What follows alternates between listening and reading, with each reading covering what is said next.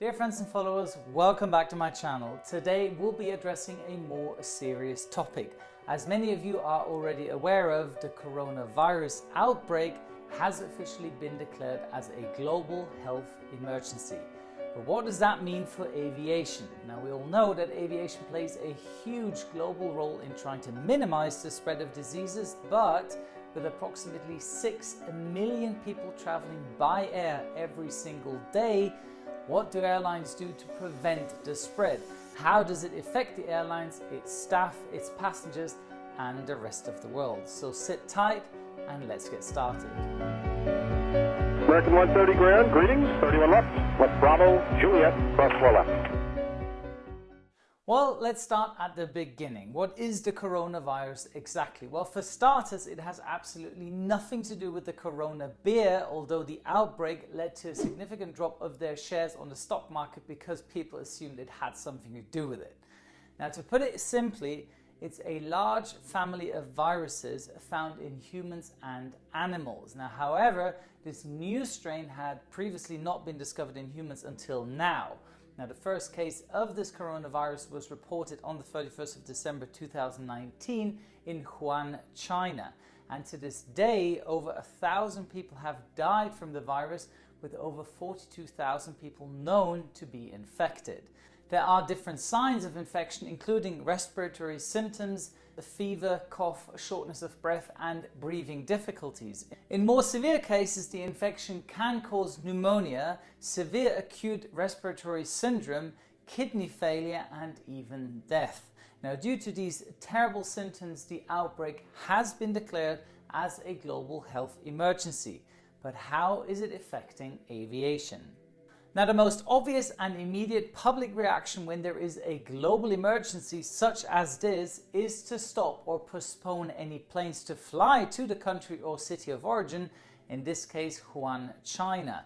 Now, the demand for flights to the country fell, forcing airlines worldwide to reduce the number of flights to and from China. Now, with this, along with the likes of social media and news outlets further adding fuel to the fire, when it comes to people worrying, stock markets in the Asian continent dropped, with shares of China's 3 largest airlines, Air China, China Eastern Airlines, and China Southern Airlines, all showing similar levels of decline. Countries around the world are even starting to close their borders to not just Chinese airlines, but airlines which depart from locations close to the continent, including nearby Macau and Hong Kong. Now, the number of countries enacting travel bans to and from mainland China, along with imposing restrictions on everyone who has been in China within the last 14 days, is growing rapidly. No kidding, I was there at the beginning of the year and I had a planned interview here in Europe 2 weeks later. Because I was near Wuhan, the interview was cancelled because of my recent visit. It's been 6 weeks now. I'm healthy as a butcher's dog. Nevertheless, the coronavirus has crossed borders already, with cases confirmed in more than 24 countries, including the US, Canada, UK, Russia, Germany, France, Japan, India, South Korea, and Hong Kong. Now, airports are having to do their best to minimize the threat of further spreading the best they can, with 3 major international airports already announcing to implement measures against the virus, with larger European airports following too. Now, airports around China have already implemented screening processes and immediately admitting those with even the simplest of symptoms for special care. Thermal screening has become the most popular process at major international hubs, with other airports like Hong Kong taking additional measures like spraying disinfectant on arriving passengers from China, as well as any jets arriving from Wuhan being sent to remote stands at the airport. With bans in place and passenger capacity down, airlines are unsurprisingly struggling with cash flow. Now, with some airlines even asking employees to take last-minute unpaid leave, attempting to stem the outflow of cash from their respective airlines. This type of fear and disruption hasn't been seen in aviation for a long time, with only a handful of global events causing a similar effect, such as the financial crisis in 2008 and the SARS outbreak in 2003. Now, during the SARS outbreak, Asian traffic dropped by 35%. However, putting that into perspective with today's coronavirus outbreek, Cathay Pacific's traffic has dropped by 80%, with rumors that the airline intends to ground almost 90% of its international fleet. Within the domestic market in China, the cancellation rate of flights has reached over 70% even during what is meant to be the busiest time of the year, the New Year's celebration. Now, to put this into numbers, that's over 10,000 flights cancelled every day. The coronavirus has so far just overtaken the death toll of the SARS outbreak back in 2003 and is already spreading exponentially quicker than SARS, its predecessor. So what about all the people who were or are stuck in mainland China, or even worse, are still in Wuhan?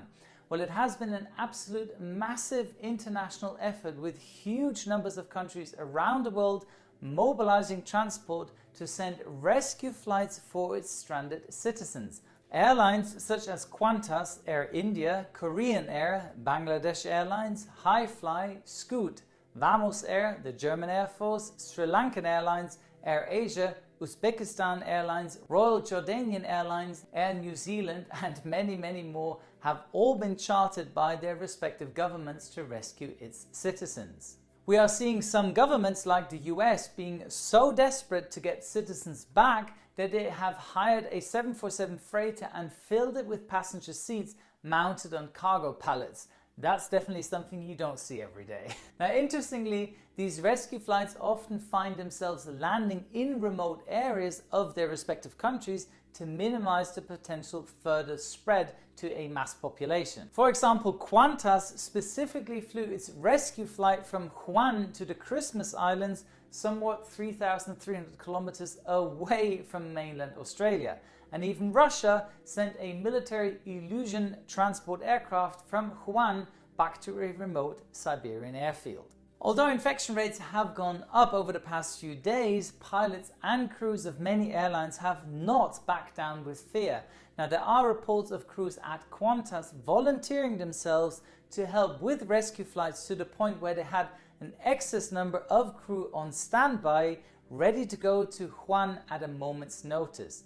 I think you can join me in thanking them for the continued support for their nations at this difficult time. I hope this video gave you a quick insight on what effect the coronavirus has on the aviation industry. Now, a lot of people seem to not realize how serious this virus is and joke about it on social media. My advice, don't be that guy. That's it for today. Thank you very much for your time. Here's your checklist. Subscribe to my channel, check. Activate the notification bell, check. Follow my Instagram account, check. And don't forget, a good pilot is always learning. Wishing you all the best, your Captain Joe.